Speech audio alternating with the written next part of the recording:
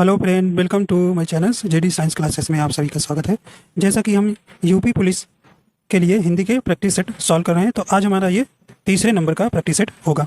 आशा करता हूँ आप सभी अच्छे होंगे और आपकी तैयारी अच्छी चल रही होगी। अगर आप हमारे चैनल पर नए हैं तो चैनल को सब्सक्राइब कर लीजिएगा और बेल आइकन प्रेस कर दीजिएगा ताकि आपको नोटिफिकेशन मिलता रहेगा। आइए देखते हैं, पहला प्रश्न है, यानी कि चतुर का सही विलोम शब्द होगा। चतुर, चतुर मतलब होशियार, तो इसका सही आपको विलोम शब्द यहाँ बताना है।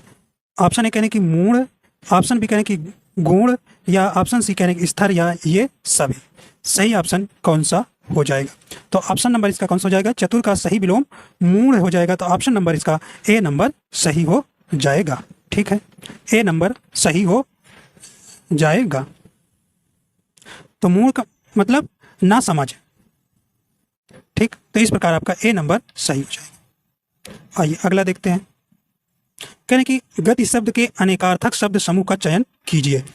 तो गति के आपको अनेकार्थक शब्द समूह इसमें आपको बताना है। देखिए, अनेकार्थी शब्द क्या होते हैं? अनेकार्थी शब्द का अभिप्राय है ऐसे शब्द जिनके एक से अधिक अर्थ होते हैं, उन्हीं को हम अनेकार्थिक शब्द कहते हैं। ठीक, तो इस प्रकार आपको गति का यहाँ पे क्या बताना है?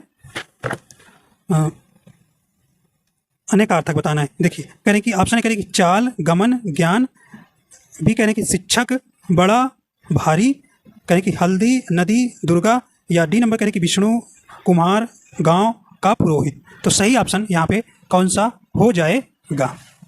तो ऑप्शन नंबर इसका कौन सा हो जाएगा? पहला नंबर आपका सही हो जाएगा। ऑप्शन नंबर ए सही हो जाएगा, चाल, गमन, ज्ञान। तो गति का जो शब्द के अनेकार्थक शब्द हैं चाल, गमन और ज्ञान। ठीक, आइए अगला देखते हैं। अगला प्रश्न कहने की दूसरों से आगे बढ़ने की इच्छा के लिए एक शब्द क्या होगा? चलिए, ऑप्शन है कहने की स्पर्धा, ईर्ष्या, क्रोध, या द्वेष। सही ऑप्शन क्या हो जाएगा? देखिए, ईर्ष्या तो क्या होता है? ईर्ष्या किसी से जलन रखना, तो ये तो आपका नहीं होगा। क्रोध, किसी पर क्रोध आना। द्वेष, आपके किसी के अंदर जो कमियां होती हैं, तो ये आपका नहीं। तो आपका ऑप्शन नंबर कौन सा हो जाएगा? पहला ही सही हो जाएगा। दूसरों से आगे बढ़ने की इच्छा के लिए एक शब्द क्या है? स्पर्धा। ठीक, तो ऑप्शन नंबर ए सही हो जाएगा। आइए अगला चलते हैं। अगला प्रश्न है, निम्नलिखित में से कौन सा शब्द पुल्लिंग है? तो यहाँ पे आपको पुल्लिंग शब्द यहाँ पर बताना है। ठीक, तो कहने की सूर्य, क्रोध, घड़ा, या ये सभी। तो आपको पुल्लिंग और स्त्रीलिंग पहचानने के लिए आप विशेषण शब्द का प्रयोग कर सकते हैं, अच्छा, अच्छी। ठीक है, तो यहाँ पे देखिए, सूर्य, सूर्य क्या है? अच्छा होता है, अच्छी नहीं होती। अगर अच्छी सही बैठता तो आपका स्त्रीलिंग हो जाता। तो इस प्रकार आपका सूर्य जो है पुल्लिंग हो गया, क्रोध भी आपका पुल्लिंग हो गया, और घड़ा भी, देखिए घड़ा अच्छा होता है तो घड़ा भी आपका क्या हो गया? पुल्लिंग है। तो अच्छा, अच्छी लगा के विशेषण आप स्त्री और पुरुष पहचान सकते हैं। तो इस प्रकार आपका कौन सा हो जाएगा? यहाँ डी नंबर सही हो जाएगा। सूर्य, क्रोध, घड़ा, ये सभी क्या हैं? पुल्लिंग शब्द हैं। ठीक, आइए अगला प्रश्न देखते हैं।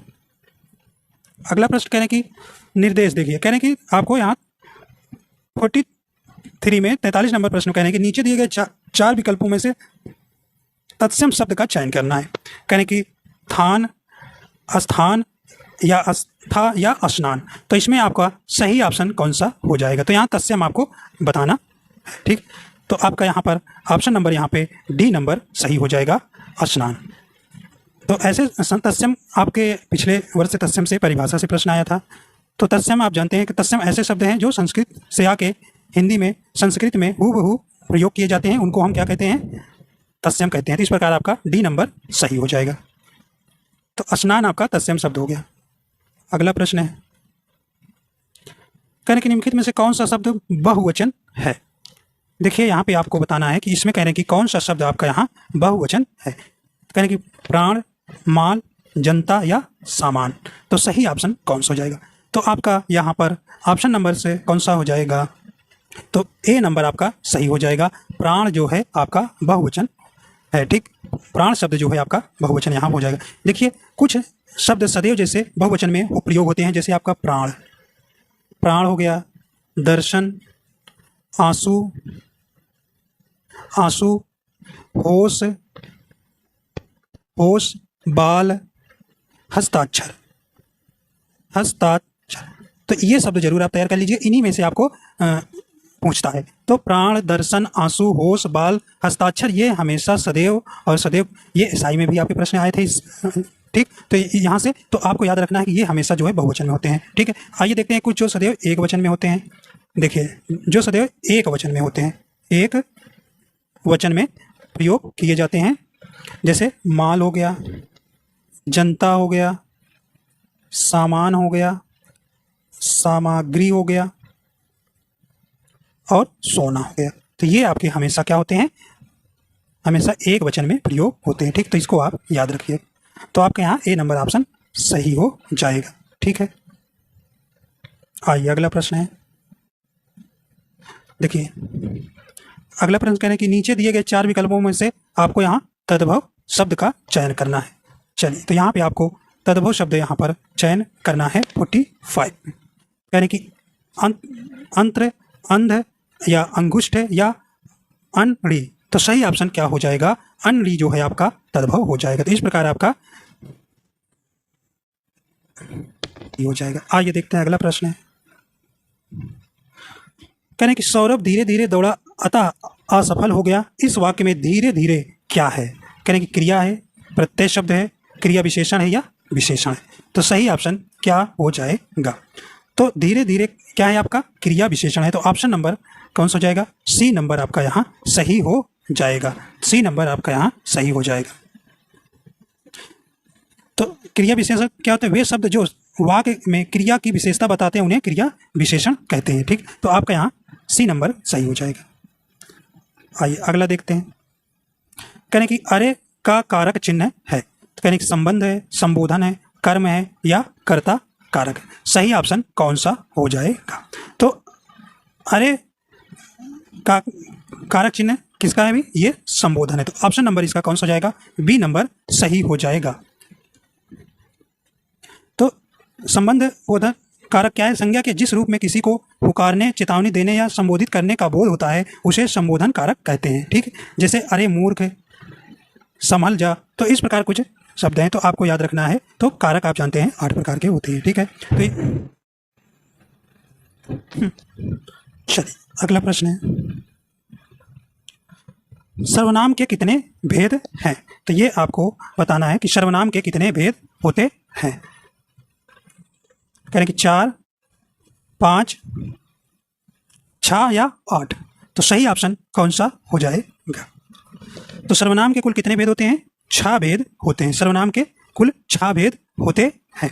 तो पहला आपका है क्या है, पहला है पुरुषवाचक, पुरुषवाचक सर्वनाम। दूसरा है निश्चयवाचक सर्वनाम, निश्चयवाचक सर्वनाम। तीसरा है अनिश्चयवाचक सर्वनाम, अनिश्चयवाचक सर्वनाम। चौथा है संबंधवाचक, संबंधवाचक सर्वनाम। और पांचवा है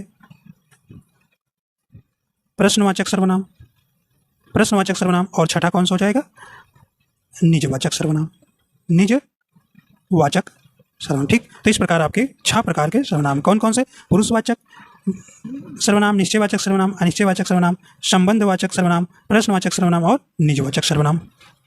आइए अगला चलते हैं।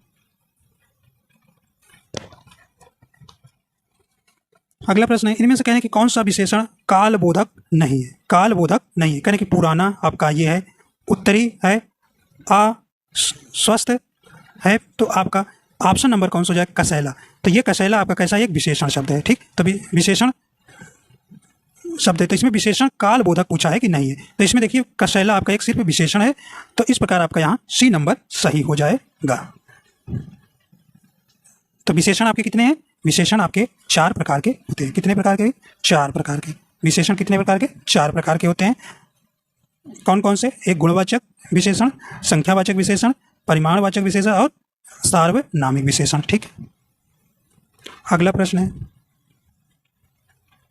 निम्न में कौन सा पर्यायवाची शब्द युग्म सही नहीं है? तो यहाँ पे आपको पर्यायवाची युग्म जो है सही कौन सा नहीं है, यहाँ पे आपको बतलाना है। तो 50 नंबर प्रश्न का जवाब सही कौन सा हो जाएगा? देखिए, कमल कहने की मृगाल, ओस, निहार, आकाश, अब्र या गाय द्विज। सही ऑप्शन कौन सा हो जाएगा? देखिए युग्म सही नहीं, तो आपका ऑप्शन नंबर कौन सा हो जाएगा, डी नंबर यहाँ सही हो जाएगा। गाय जो गो कहते हैं, तो इस प्रकार देखिए द्विज, द्विज माने क्या होता है, ब्राह्मण होता है, क्या भी, ब्राह्मण, ब्राह्मण होता है। तो इस प्रकार आपका यहाँ डी नंबर जो है ये युग्म सही नहीं है, तो हमें सही नहीं वाला बतलाना था।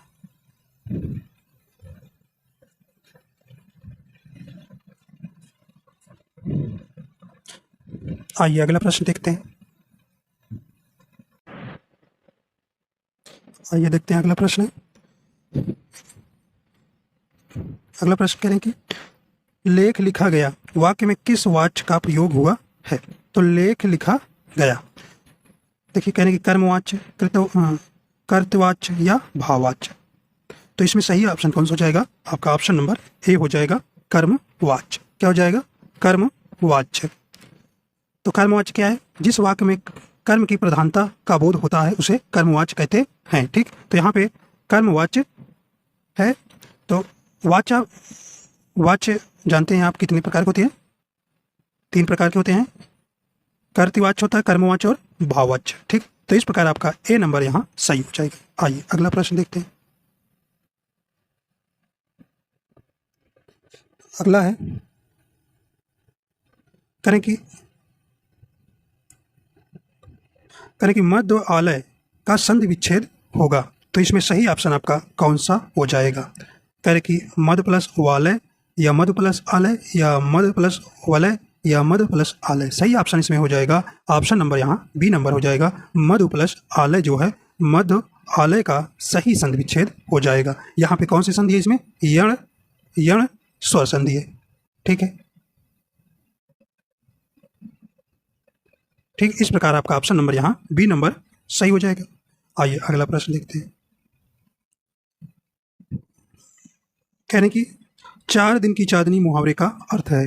4 दिन की चांदनी मुहावरे का अर्थ है, कहने की थोड़े समय का सुख, अमावस्या की रात के बाद के 4 दिन, या घर को साफ सुथरा रखना, या उपयुक्त में से कोई नहीं। तो सही ऑप्शन कौन सा हो जाएगा, तो ऑप्शन नंबर इसका ए नंबर सही हो जाएगा, थोड़े समय का सुख। तो 4 दिन की चांदनी, थोड़े समय का सुख, सही ऑप्शन ए नंबर सही हो जाएगा। आइए अगला प्रश्न है।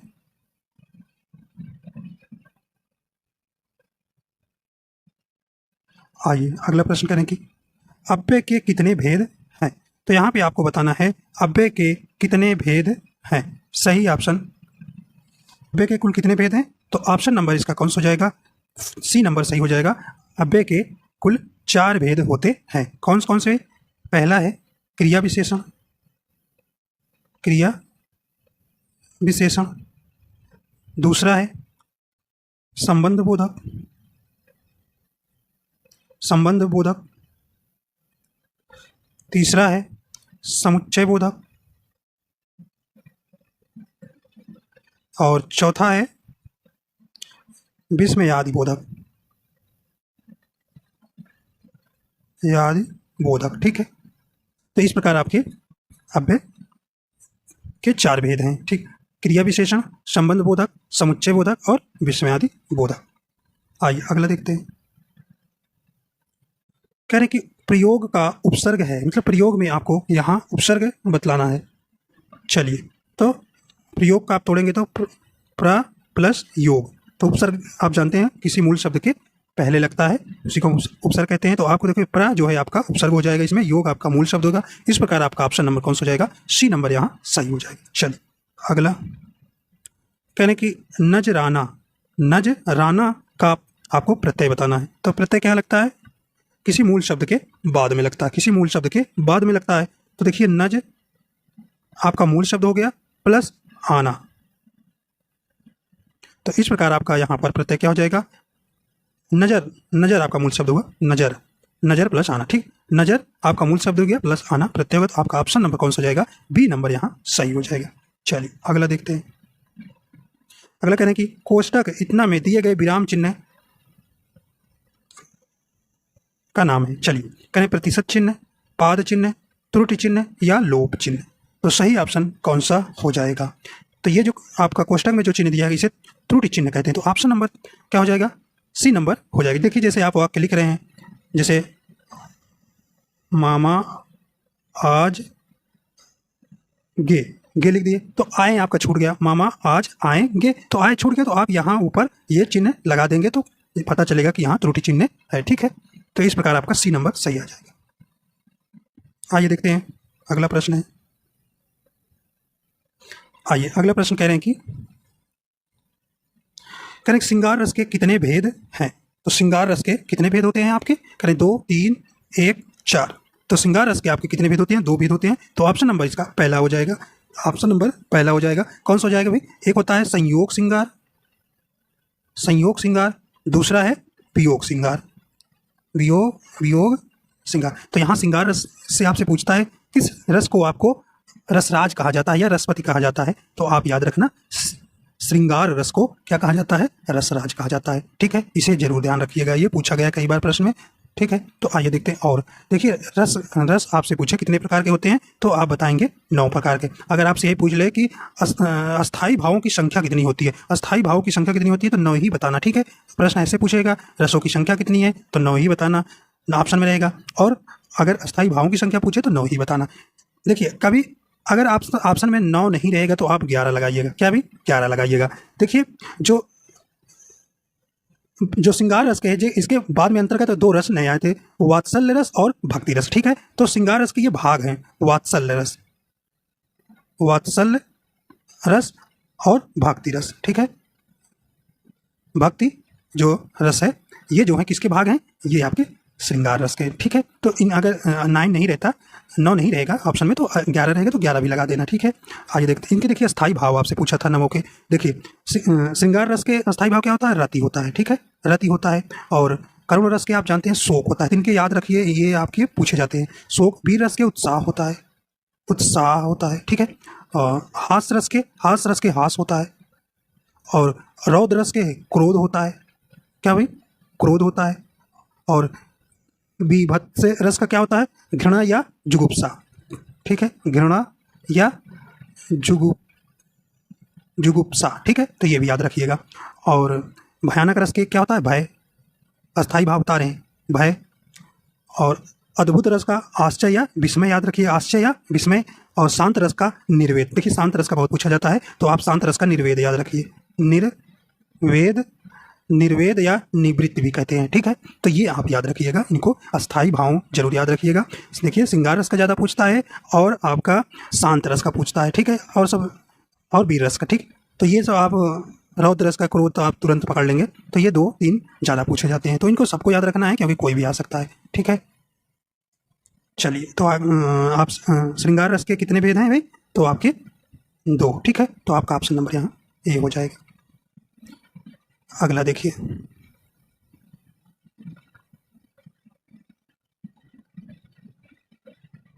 चलिए निम्न में कौन सा वाक्य व्याकरणिक दृष्टि से शुद्ध है। तो आपको यहाँ शुद्ध वाला शब्द क्या करना है, बतलाना है। शुद्ध वाला शब्द बताना। कहे कमीज तो सिल गया लेकिन बटन नहीं टका है। कश्मीर के प्राकृतिक सौंदर्य पर कौन मुग्ध ना होगा। किसी ने मेरी पुस्तक देखी। करें मकान की बाईं ओर सड़क है। तो सही ऑप्शन आपका कौन सा हो जाएगा, यहाँ पे ऑप्शन नंबर यहाँ डी हो जाएगा, मकान की बाईं ओर सड़क है। आइए अगला देखते हैं। करें कि कान नाक में कौन सा समास है। कान नाक में कौन सा समास है। चलिए सही ऑप्शन कौन सा हो जाएगा। देखिए कान और नाक, जब इनका समास विग्रह करेंगे तो जिसमें और आता है और योजक चिन्ह लगा रहता है उसमें आप क्या होता है, आपका द्वंद्व समास होता है। तो इसमें दोनों पद प्रधान होते हैं, उसे हम द्वंद्व समास कहते हैं। द्वंद्व, ठीक है, जिसमें दोनों पद। तो आप जानते हैं समास। देखिए समास आपके कितने प्रकार के हैं। तो अगर ऑप्शन में आपको 4 आ रहा है तो भैया 4 लगाना, अगर 6 आ रहा है तो 6 लगाना। ठीक है, देखिए समास जो है आपके 4 भेद होते हैं।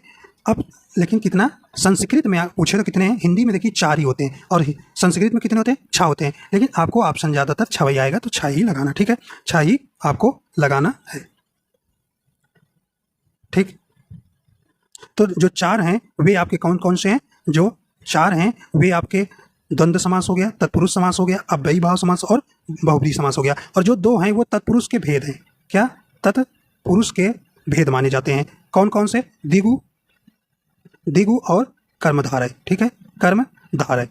ठीक है। कर्मधारय समास जो हैं तत्पुरुष के क्या माने जाते हैं, उनके भेद माने हैं, द्विगु और कर्मधारय। ठीक है, तो इस प्रकार आपके कुल कितने हो जाते हैं, 6 हो जाते हैं। तो संस्कृत में आपके 6 समास के भेद माने गए हैं और यहाँ पे हिंदी में 4। तो आपको ऑप्शन के हिसाब से हिंदी में पूछे तो आप 4 ही लगाइएगा, संस्कृत में पूछे तो 6 लगाइएगा। अगर ऑप्शन में अगर देखिएगा केवल 6 है, 4 नहीं है, तो आप 6 ही लगाइएगा। ठीक है, तो अब आपको तो सभी कोई पढ़ाता है समास के 6 भेद है, लेकिन ये भी याद रखिए कि तत्पुरुष समास का भी 4 ऑप्शन में आ जाए तो 4 ही लगाना। ठीक है, हिंदी में अगर पूछे तो।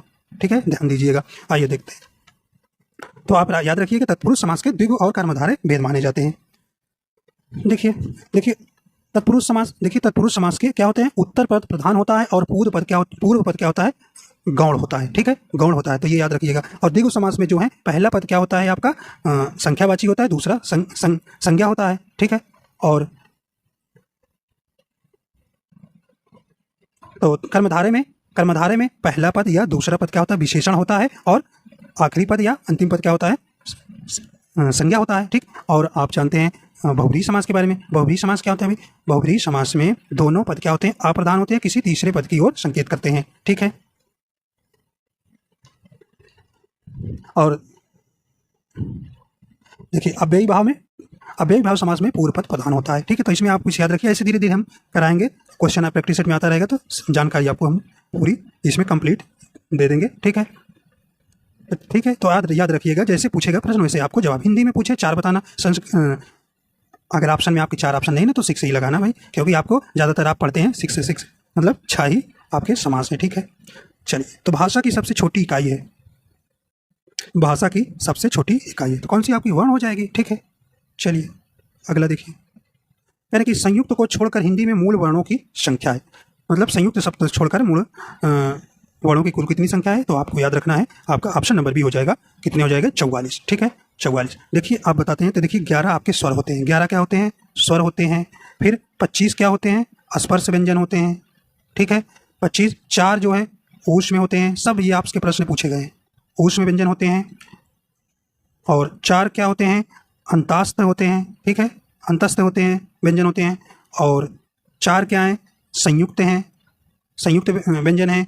2 क्या हैं, द्विगुण हैं, द्विगुण हैं।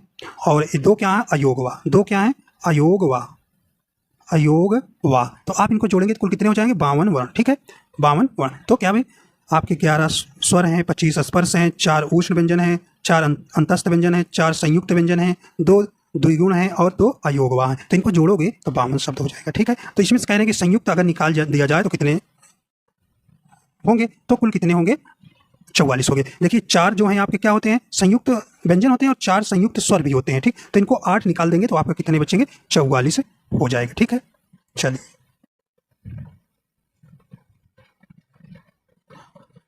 अगला प्रश्न है, निम्न से युग्म के सही अर्थ का भेद का चयन करिए। करें कि अंतर अनंतर।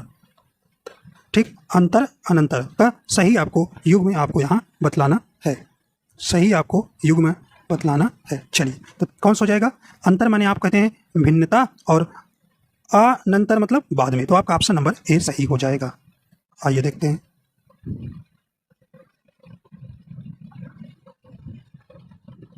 चलिए कह रहे हैं कि दोहा छंद में कितनी मात्राएं होती हैं, दोहा छंद में कितनी मात्राएं होती हैं, तो भैया 11 11 और 13 13, तो कितने 13 13 कितना, 11 11 और 13 13, तो कितनी हो जाएंगी, 24 हो जाएंगी। ठीक, तो इस प्रकार आप देखिए कौन सा ऑप्शन है, सी वाला सही हो जाएगा। ठीक है, तो आप जानते हैं दोहा कैसा है, अर्ध सम्मात्रिक छंद है, इसमें जो है 24 मात्राएं होती हैं। इसके विषम चरण में क्या होती है, 13 13, विषम चरण जान रहे हैं, 13 13 तथा सम चरण में 11 11 होती है। और सम विषम तो आप जानते हैं ना भी, पहले और तीसरे में 13 13, दूसरे और चौथे में 11 11 मात्राएं होती है, उसी को दोहा कहते हैं। ठीक है, चलिए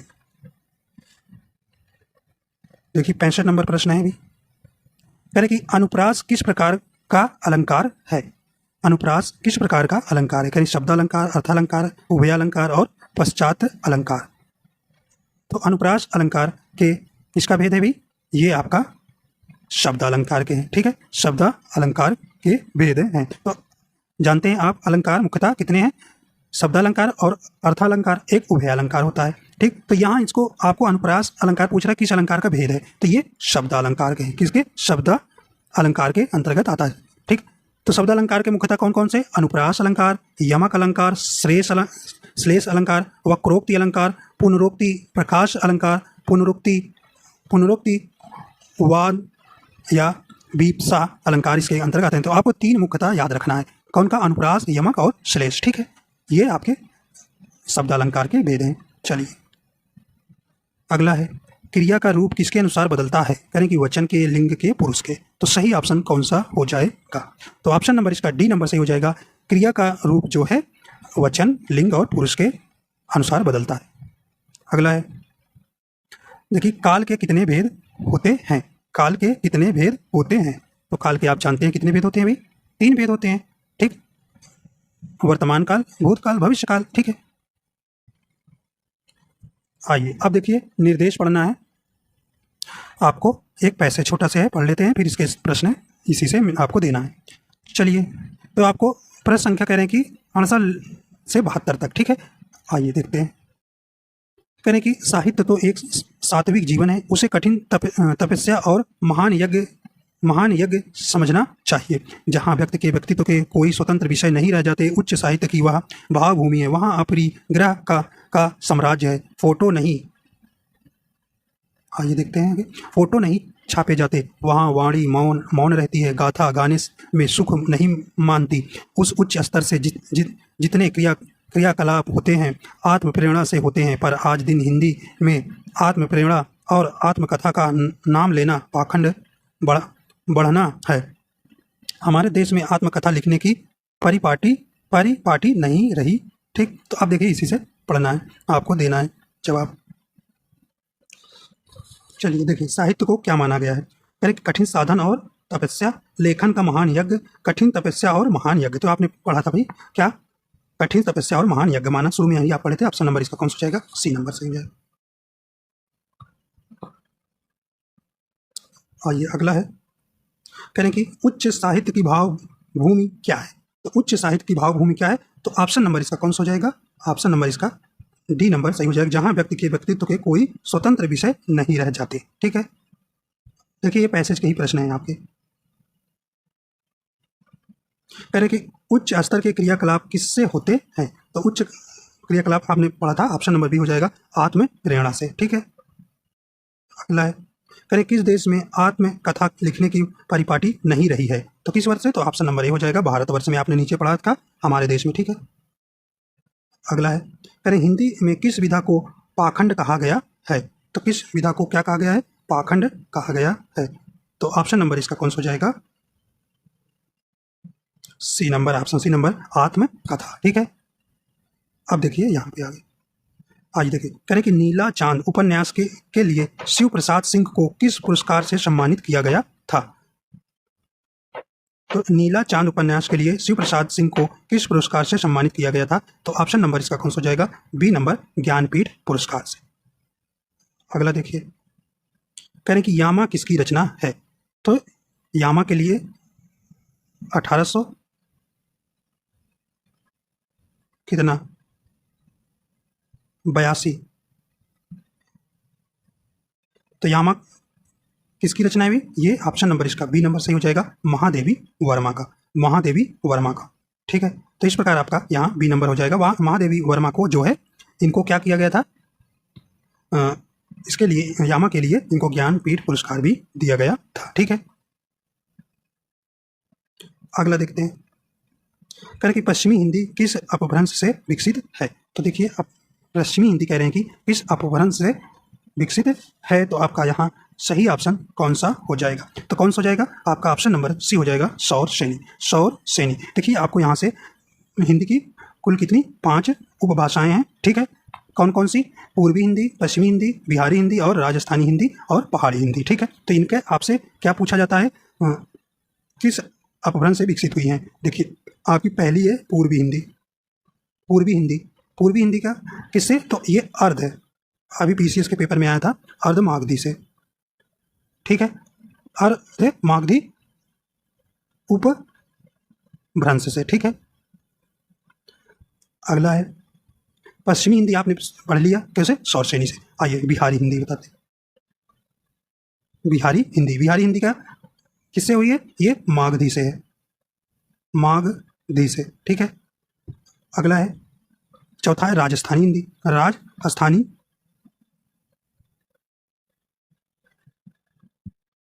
राजस्थानी हिंदी ये किससे हुई? सौरसेनी से। ये भी सौरसेनी से। तो पूर्वी हिंदी, पूर्वी हिंदी और राजस्थानी हिंदी ये सौरसेनी अपभ्रंश से इनका जन्म हुआ है। और देखिए पहाड़ी हिंदी एक है, अब इसको हटाते हैं। पहाड़ी हिंदी, तो ये प्रश्न आपसे पूछे जाते हैं। पहाड़ी हिंदी किससे? तो ये खस, खस सौरसेनी, सौरसेनी अपभ्रंश से, अपभ्रंश से। ठीक, तो ये आपको याद रखना। तो कहीं को ऐसे याद रखना, जो हिंदी की भाषा की 5 उपभाषाएं हैं, ये भी पूछा गया कि कितनी भाषाएं, तो ये भी याद रखना 5 उपभाषाएं हैं। तो इनकी पूर्वी हिंदी की अर्धमागधी अपभ्रंश से जन्म हुआ है, और पश्चिमी हिंदी का सौरसेनी, बिहारी हिंदी का मागधी, राजस्थानी हिंदी का सौरसेनी, पहाड़ी हिंदी का खस सौरसेनी अपभ्रंश। ठीक, तो ये आप याद रखिएगा, इंपॉर्टेंस प्रश्न है। ठीक है, अब इनके अगले वीडियो में हम जैसे जैसे आएगा, इनके जैसे आते ना कि ये कौन सी, जैसे अवधि पूछ ले, ये किस हिंदी के उपभाषा के अंतर्गत आता है, तो ये किसके? पूर्वी हिंदी के अंतर्गत, बघेली, छत्तीसगढ़ी, ये सब किसके आते हैं? धीरे धीरे हम आपको सारा जैसे जैसे आता रहेगा प्रश्न हम आपको बतलाते रहेंगे। ठीक है, सब कंप्लीट करा देंगे, आपका पूरा रिवाइज करा देंगे। ठीक, तो इस प्रकार आशा करता हूँ कि आपको पसंद आया। अगर आप हमारे चैनल पर नए हैं तो चैनल को सब्सक्राइब कर लीजिएगा, शेयर लाइक कर दीजिएगा। ठीक है, आप तैयारी जोरों पर करते रहिए, आपका सिलेक्शन निश्चित रूप से होगा। ठीक है, वीडियो देखने के लिए आपका बहुत बहुत धन्यवाद।